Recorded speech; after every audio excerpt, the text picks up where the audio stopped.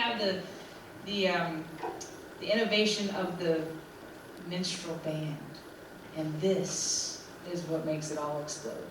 Right? The Virginia minstrel, started by Dan Emmett and some of his buddies, and then you have the fiddle, the banjo, the tambo or tambourine, and bones, and that becomes the standard minstrel band. Of course, this has been invented by black people 100 years before, but you know, it's all good.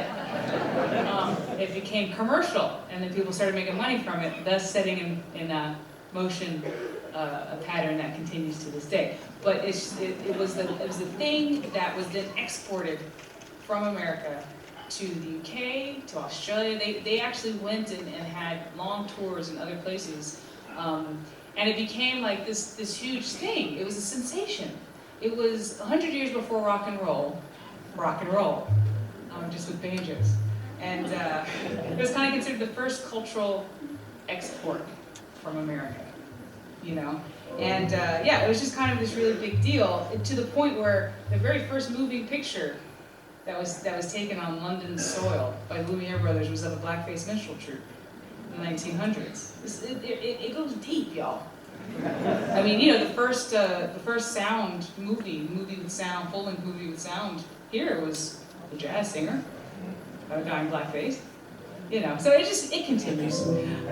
But it became this huge thing, and it's just really important to, like I mentioned before, it's just kind of at the core of so many of our things. But the thing I want to mention is that the music that goes into it really is coming out of cross-cultural collaboration, which is the hallmark of American music as well.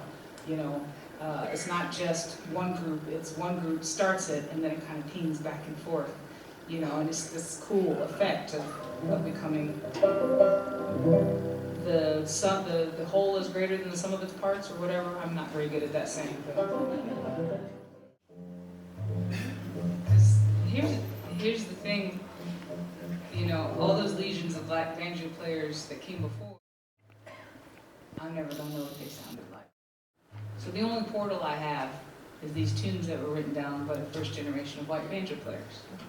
So I've jumped into them and found a lot of Africa in them. So I get excited. Yeah, so we gotta tune everything, you know, even the drums.